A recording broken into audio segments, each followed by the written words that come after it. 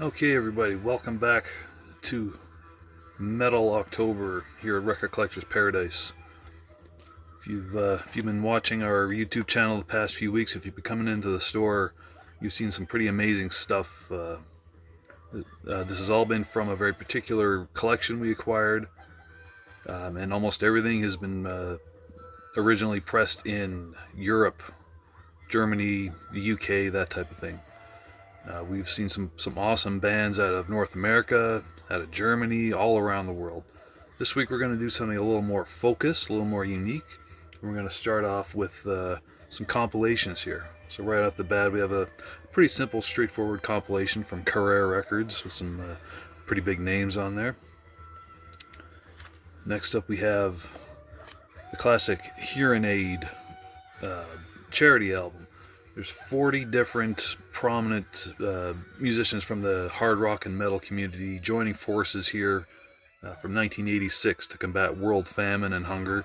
There's a lot of those types of charity releases in the 80s, and the metal community was no different. They had to step in, they had to do their part. And I believe there's a couple other more rare metal charity releases from around the same time. So let's get a little more intense here. We have a couple from Metal Hammer magazine.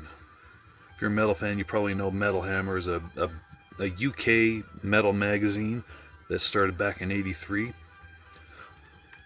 So this one is actually a joint production with Roadrunner Records, so it's a lot of early Roadrunner bands. And some pretty big names as well. Metallica on there, Anthrax. There's actually two different versions of this cover. This is the full original version, and then I guess there's a censored version that came out a bit later. Also from Metal Hammer, we have a double LP compilation. This one came out of Germany. A lot of big names on here, including some bit more straight up hard rock stuff like Twisted Sister and Kiss and whatnot, but of course you still have Sabbath and Dokken and a lot of the classics. Kind of a ridiculous album cover, but it's kind of reflects the era. Next, we're going to jump back into the United States with a trio of compilations put out by Shrapnel Records out of California, who I believe is Shrapnel is considered the first dedicated heavy metal record label. Labels had been putting out metal artists before, but this was the first label that was focused on signing and releasing metal acts. The interesting thing about these compilations is how most of them, especially on the first album, are pretty unknown bands that really only recorded songs for these compilations. They didn't go on to record any singles or albums after the fact. But that being said, you're going to see some artists that did. So you have bands like The Rods, Lyle Workman, Exciter, Virgin Steel, and on this one you've actually got guitar legend Michael Angelo Batio doing some stuff. And if you know who that is, he's one of the wildest guitar players you'll ever see. A bit more notable with the group Nitro. If you haven't seen the video for Nitro's Freight Train, it's just about the most 80s metal thing you'll ever see, and it's awesome. So yeah, definitely come check these compilations out. Very rare stuff, even if a lot of the artists aren't. So now we're going to focus on a band. The person that had this collection was a big fan of this band and owned a lot of their stuff. It's not going to be a complete run, but it's pretty comprehensive, including some unique pieces in there. Judas Priest, UK British metal legends.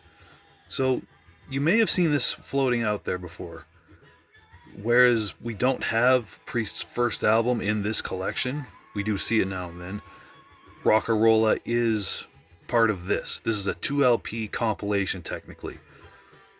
It includes Rock-and-Rolla, and it also includes cuts from their second album, Sad Wings of Destiny. Rock-and-Rolla came out in 1974. And when the band started, they had a much leaner classic rock sound. And you can hear some US influences there, but as well as like the early British blues rock that was very key in developing what would become early heavy metal. A little info on Judas Priest. They actually started way back in 1969, technically with a completely different lineup that only did stuff for about a year. They didn't record anything, they just did some local shows. And then they kind of called it quits. The original singer, a fellow named Al Atkins, he discovered and actually joined a local band called Freight. And that band originally included two very prominent and long-lasting Judas Priest members, Ian Hill and guitarist K.K. Downing. A few member shuffles later, Rob Halford would join the band, and by the time Priest actually recorded an album, there were no original members left, technically. And here's a bit of trivia for you. Where did Judas Priest get their name from? A Bob Dylan song called The Ballad of Frankie Lee and Judas Priest from his 1967 album, John Wesley Harding. So like I said, this features cuts from Sad Wings of Destiny, including an unreleased cut, an early demo version of a cover they recorded of a Joan Baez song. What was it called? Called Diamonds and Rust. And oddly enough, that song is about Joan Baez's relationship with Bob Dylan. So speaking of Sad Wings of Destiny, like I said, there's only a few cuts from it on here, but that's okay, because we actually have Sad Wings of Destiny, their second album. This is a French pressing, whereas Hero Hero was, this copy is made in Germany. Sad Wings is considered one of the first, like, full-on proper heavy metal albums. Very influential, and it was the beginning of defining Judas Priest's very metal sound and image moving forward. And it's the first to feature Rob Halford's very signature high wailing falsetto. You don't really hear that on the first album, but it's definitely Rob Halford on the first album. Next, we're going to jump ahead to their fourth album with Stained Class. This is the debut of their signature logo there. It's a very fast album. This is considered very influential on speed and thrash metal that would come out a few years later. This coming out in 1978. And this is a Holland pressing. A lot of what you're going to see is actually Holland pressings here. Speaking of which, Killing Machine. This is their fifth album. This originally came out in 1978 in the UK and Europe as Killing Machine. Whereas if you're in Canada like we are, you probably recognize this but know it as Hell Bent for Leather. Same album, just when it came across the sea, people were worried that the title was going to be too edgy, too controversial, so they changed it to something which is ironically a little more suggestive in its own way. But go figure. And that's how it's always been. If you look at reissues of this album, if it's a UK or European pressing, it's called Killing Machine. If it's a North American pressing, it's called Hellbent for Leather. And at this point, the band was actually considering themselves separate from what was called the new wave of British heavy metal. So by this point, there was a lot of British heavy metal going on. Some is considered first, some is considered second wave. Whether or not you consider Priest part of the first wave or not, it might be a little semantical, but at this point, they consider themselves separate from some of the newer bands. Next, we're going to jump to the first quote-unquote best of compilation. I say quote-unquote because it's not a best of in the sense of including their better material or hits, which they arguably didn't really have at that point. This was put out by the record label, actually without the band's knowledge or approval. It really just contains random cuts from their first two albums, including that early version of the Joan Baez song that I mentioned, that was actually properly re-recorded for Sad Wings of Destiny. Next, we're going to go to a live album, their first one, Unleashed in the East, recorded in 1979 in Japan. This is an excellent classic live album. It set a lot of standards for live metal albums. And then we're going to skip to their sixth album, 1980s British Steel. This is considered one of the most legendary metal albums, including one of their most legendary tracks, Breaking the Law. And this is the first to consider one of their, from then on, more consistent drummers in Dave Holland. Not the jazz drummer, just another awesome drummer. And this was after a slew of very random drummers that they'd had previous to this. So we're going to go to their 8th album, Screaming for Vengeance. This is considered possibly the best Priest album, but definitely one of the best overall 80s heavy metal albums. By this point, the band was considered like established major players by now. Like everyone knew who Priest was, especially with the big hit off this album, You Got Another Thing Coming. And by this point, the band's sound and image was completely solidified. That very distinct heavy metal sound, the very leathery, studded image. Everybody knew who Priest was at this point. Everybody knew what Rob Halford's signature voice sounded like. And we're going to go to their 9th album, Defenders of the Faith. This was actually recorded in Spain, believe it or not.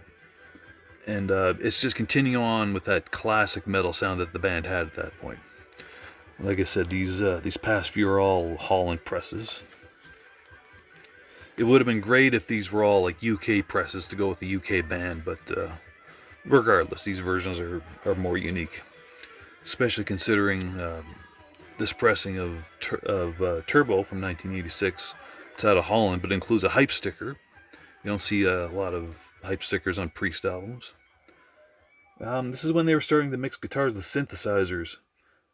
And this was actually originally intended to be a double LP, with one LP meant to be more experimental with the synthesizers, and then the other LP meant to be more their traditional metal sound. Instead, they decided to just keep it lean and mean with this one, getting a little experimental, but still with awesome tracks like Turbo Lover. The rest of the tracks would either be shelved, never to be heard again, or used on their next album. And then speaking of Turbo, here's a 12-inch single from that album, Parental Guidance. European pressing, features a remix of Turbo Lover as well as a live version of Private Property.